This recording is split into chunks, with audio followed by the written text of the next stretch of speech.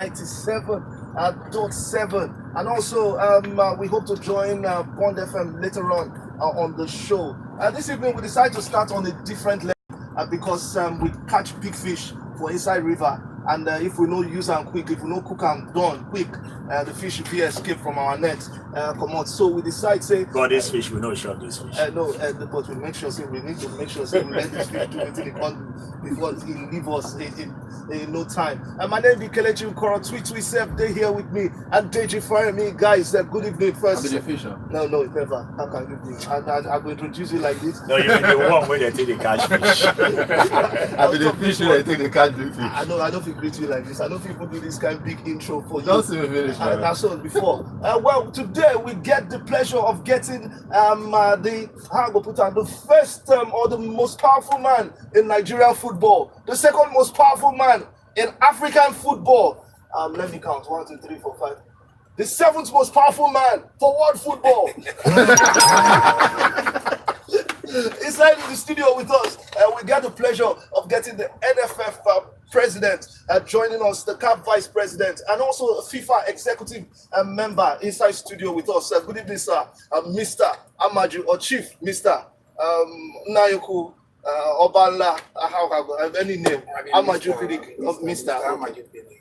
Mr. Amaju Pinnick. Mr. President, it's nice to have you join us this evening on the Hangout. I sure say you would wonder why boys plenty like this inside studio. I won't run.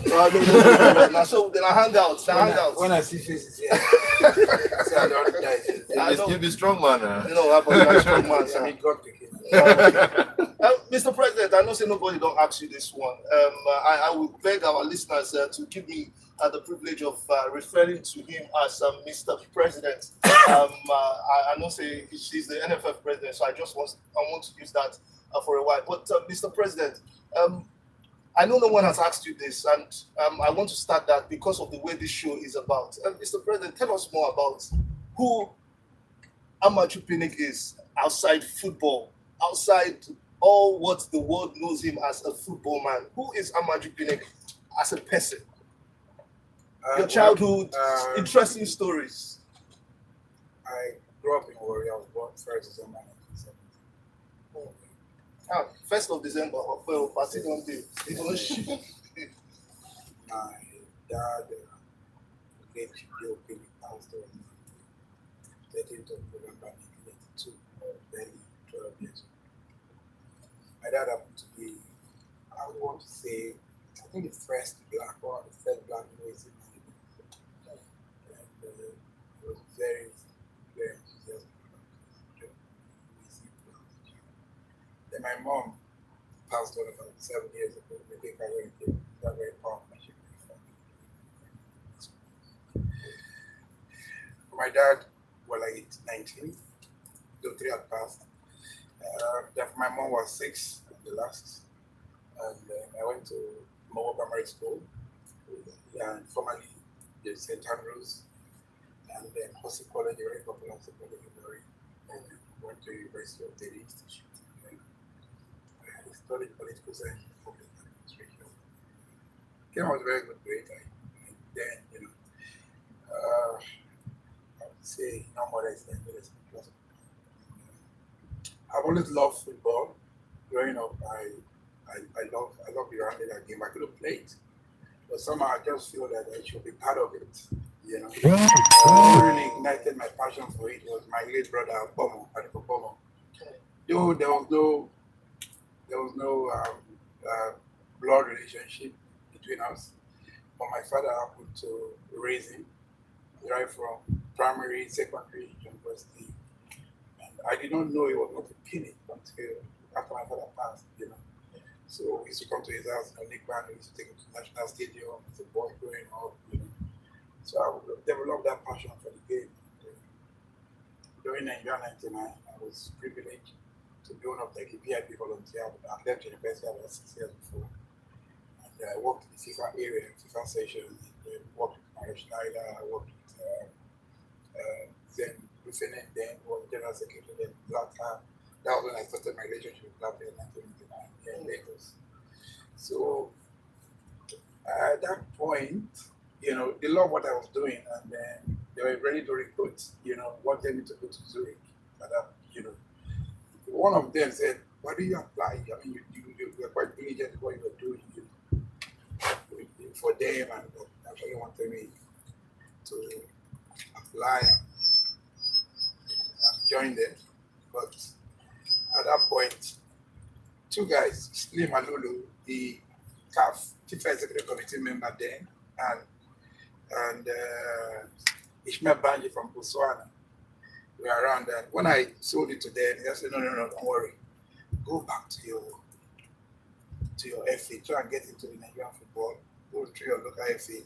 Someday, sometime you come, because if you go down and work, you only get to a particular level, and that's it for you, because whether I like it or not, they're still blacks." They said it, I didn't know, but then I'd already started my business as AMP Ventures, which later metamorphosed into Brand New investment company, my marine business, which is my primary business anyway. So, and I went back home. Democracy had just started in Nigeria. He was the governor of Delta. So I contested and I became the second vice chairman of Delta State Football Association in 1999. 3 years thereafter, I became the first vice chairman. 2 years thereafter, I became the chairman in 2005. Then, at that point, the governor noticed some things outside football about me and made me the senior special assistant on foreign relations. In fact, that was my calling in school. My bias was in international relations.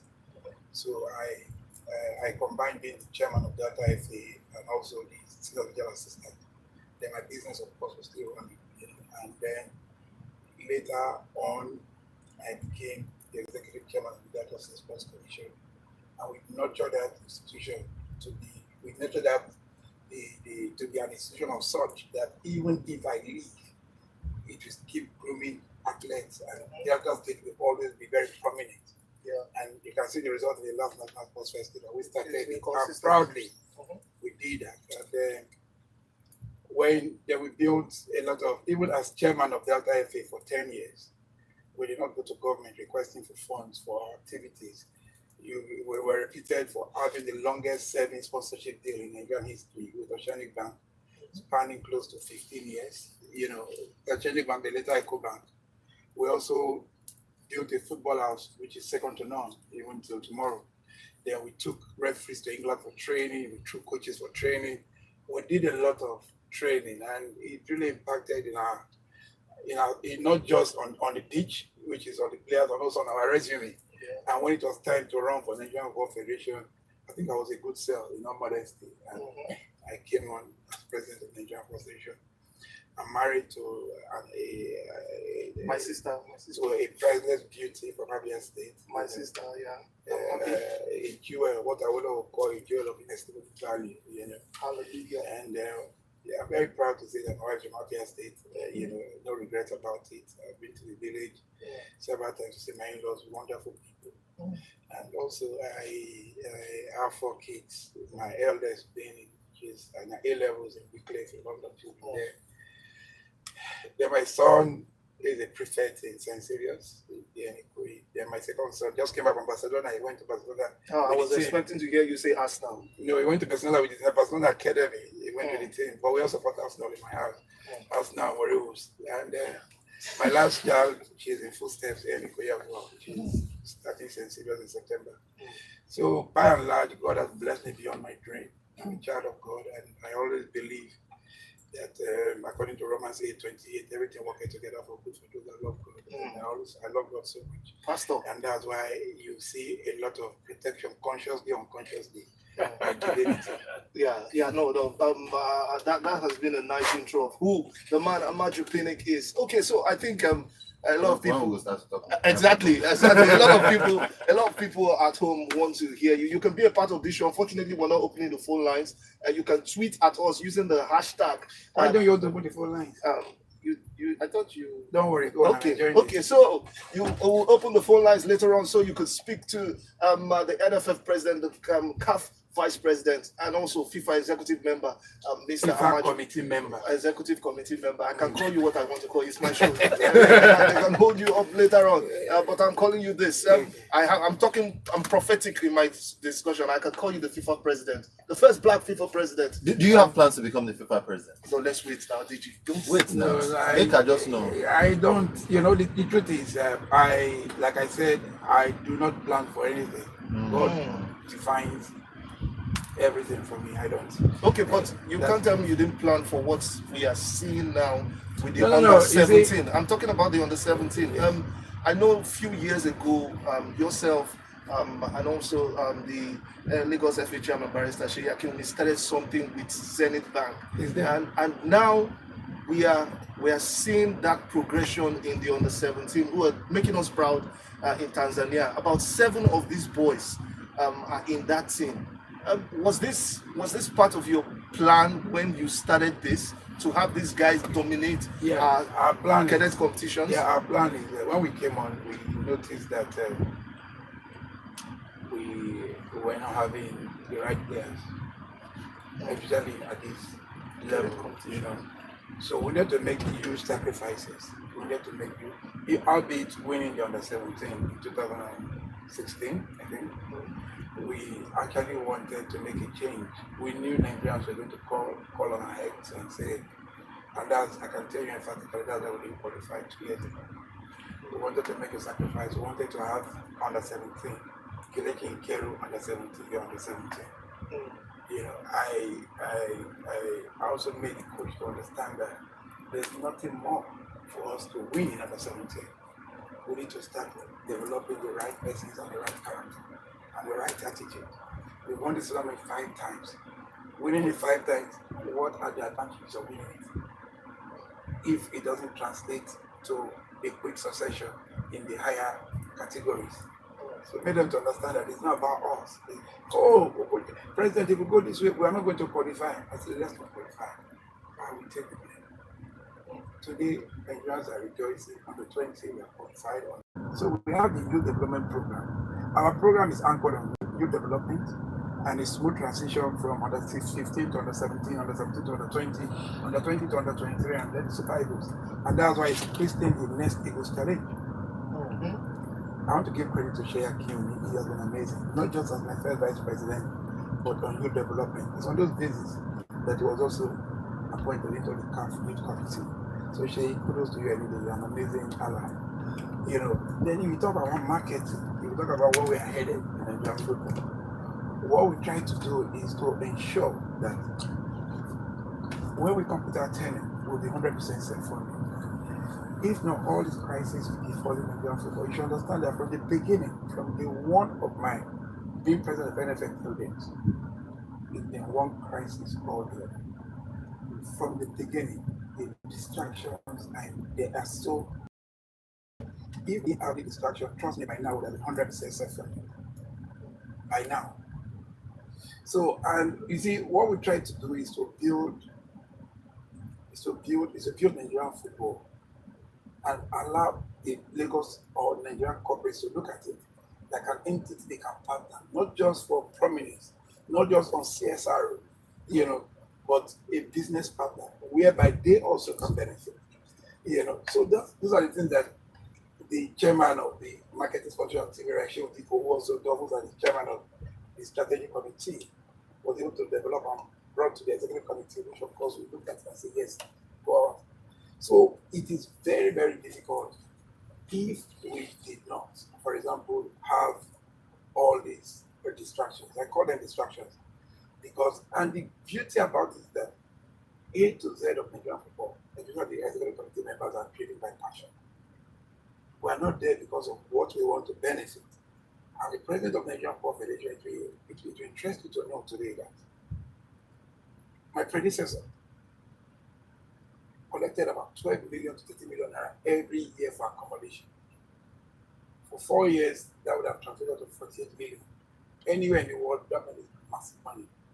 I've been president for 5 years. I have the same entitlement I have not collected any time for accommodation. I sponsor myself to Abuja. I go to Abuja once a week or twice once in 2 weeks. I sponsor myself to Abuja. The reason why I'm doing it is not because I have too much money. We are all driven by passion. I pay my driver in Abuja. I don't have an official car from NFF. So when I hear people say these guys are corrupt, I wonder if they are corrupt, look at where legitimately you can collect your money. They refuse because we feel that instead of collecting money to buy car from our capital vote, let them buy more buses for the junior teams. Nobody will say that. So, but the good news is that because we are driven by passion, we don't give into distraction. We want to work. We look at this country, a country that is so rich, not just on human resources, but also on various other factors. Our own way of contributing to this country is making sure that football is not only a potent tool for taking the youth off the streets, off the creeks, but also giving them a life, if so facto, spreading into their families.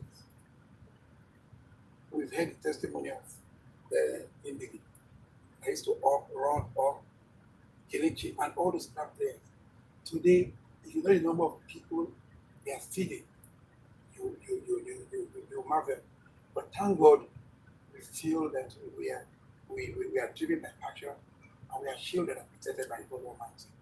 And by His grace, we shall get to that land which will not compromise. Okay, Mr. President, you've talked about passion, one of the reasons why we're seeing this growth in our cadet competition. But now I'll still want to stick with under 17 and junior football. Mr. President, one of the issues a lot of us who love domestic football is the lack of activity. Yes, I know they just finished the La Liga under 15 tournaments for club sides in Nigeria, but we've also noticed that most club sides are not active with their junior teams, if I would want to use that. Are they under 15s, they're under 17?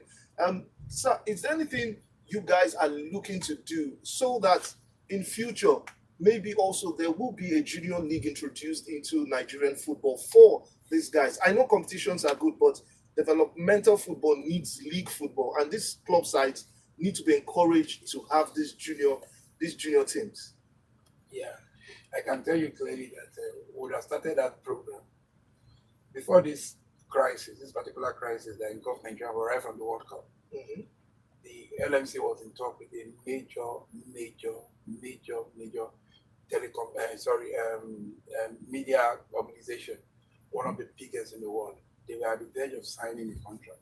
And part of the contract was to have a junior league. But because of the crisis and the credibility of this company, they have to pull out. That's why I keep saying that people do not understand the magnitude of destruction they carry out. When they think they are abusing Amaju Pinnick, they are not abusing Amaju Pinnick. At the moment, God has put me there by providence. I'm a symbol of football. Once you attack the football, the corporates run away. But unless the corporates that have implicit confidence, for example, like Coca-Cola, they did their own integrity test. Nike did their own integrity test on the leadership before they decide to sign contracts with us. Nigerian breweries, somehow they come out, do an integrity test on the leadership and say, okay, we can go on. ITO.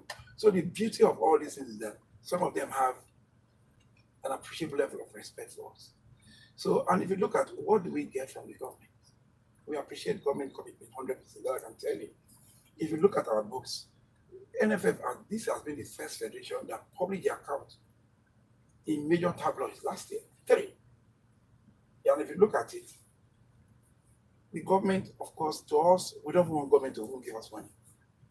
Seriously, if we have the enabling environment to thrive. Because we believe football can fund itself and fund other associations. In England, for example, the government gives them £25 million every year for youth development from grassroots, just to support the FA. And that's it. But our own, we have a budget of about 7 billion in a year. And if you look at our budget, it's a public document. It's less than £1 billion. And cash backed, the one that is backed by cash, is no more than 60-70% yearly. Which means we get about 700 million naira from government. Now, if you play only 3 matches of the Super Eagles, that consumes it. We are talking about a federation that runs on 13, under 15 male and female. We have under 17 male and female. We have under 20 male and female. We have the Super Eagles, we have the Super Falcons, we have the under 23 male and female. Every match, I give a simple example. It's not as if there's anything to hide. If you invite 26 players from Europe, you know what the cost of ticket? It costs you between $6,000 to $10,000 per ticket. That gives you close to 200,000. 200,000 is 70 million alone.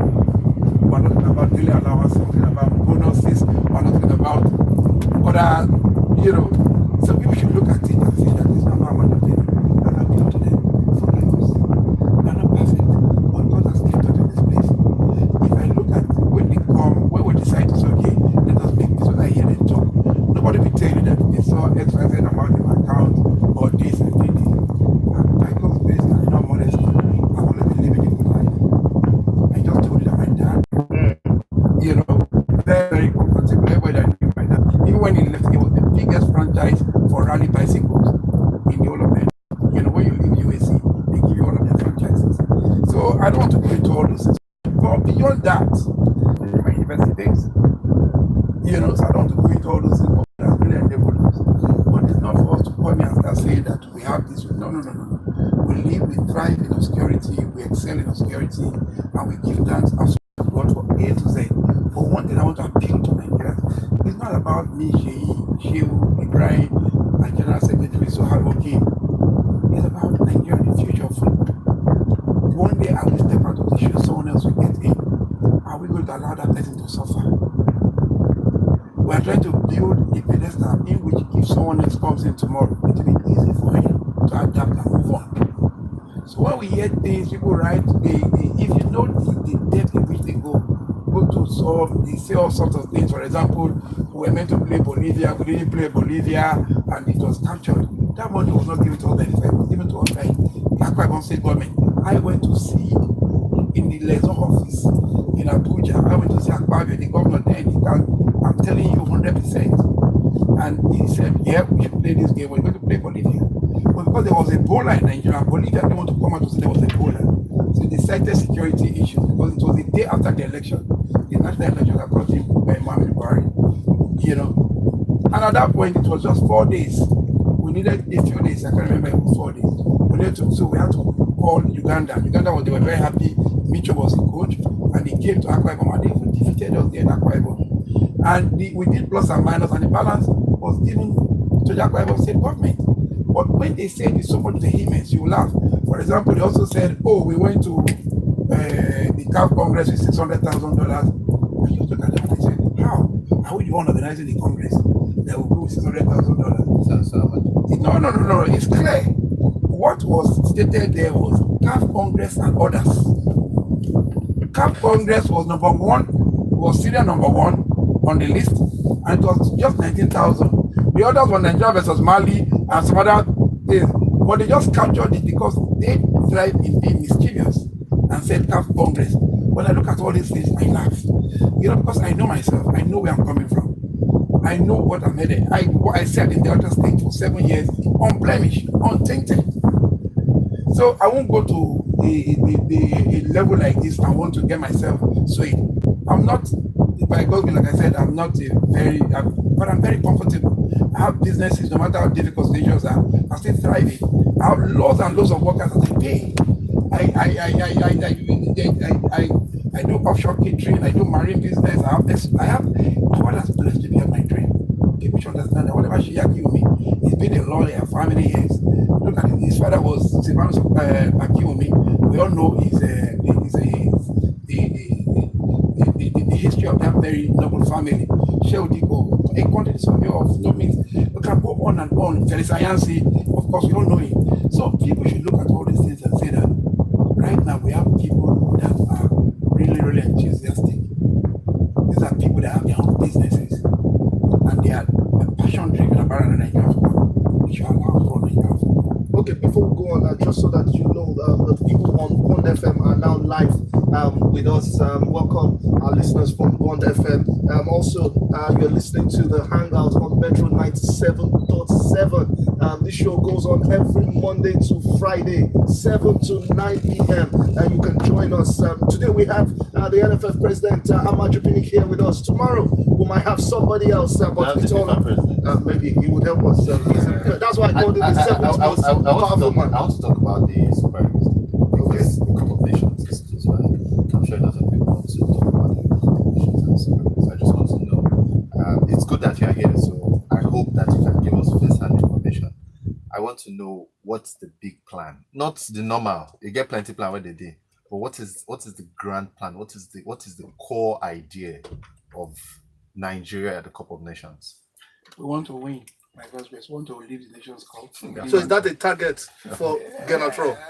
I mean, I won't want to call it a target. You don't box me to a corner. But, you see, like I keep saying, if you have a child, what will you pray for your child to be? Yeah, to be successful, to be the best, and that's what we are praying. And it's not just praying; we are working assiduously towards getting that goal. I can tell you today now that we're having 2 friendlies.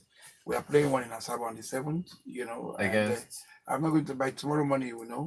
Where. Come on, you're on radio. The No, world no. is listening. I am not going to, because listen, Mr. President, I don't reach now. No, I don't listen. Tomorrow, don't By reach tomorrow reach. morning, we are signing the contract. I cannot breach that. Okay. I'm too responsible for that. I won't do Okay. anything like that. Also, we'll be playing another world-class team on the 16th in Ismailia, in Cairo. But the good news is about our plan is that we are very ready. We are going to play our first game. The team is coming to camp on the 7th, on the 2nd, 1st and 2nd in Asaba. They'll be there on the 7th to play an international game. On the 8th, they fly from Asaba straight to Cairo. Our camp is in Cairo. We are camping in Cairo. Okay. We are camping in Egypt, not in Cairo. Yeah, in Egypt. Okay. It's a very serene, beautiful place. We are camping in Egypt. And we want to tell them that we have landed and we are waiting for everybody. That is the attitude. And we might be likely playing to about all the countries want to play Nigeria, because we have a very disciplined team, we have a very youthful team, we have a very good technical crew, and we believe this is our time, we can win it. Do you think that the NFF is under pressure to deliver a major trophy with a male team? Your present NFF, do you think you're under pressure? We listen, it doesn't come easy, beautiful roses, they say, always grow on thorny plants, we do our best. Our best is in preparing them. I will go on my knees and pray, because if you don't pray, if you don't combine it with prayer, trust me, you can't achieve anything. So we're going to work with that and ensuring that we come back with the trophy. It's doable, and if we can be ranked number 3 in Africa, it means we can also be ranked number 1 when we win the tournament. So, and the players are here, they are very well programmed, they are conditioned, they are primed, and I talk to them all the time, and the players,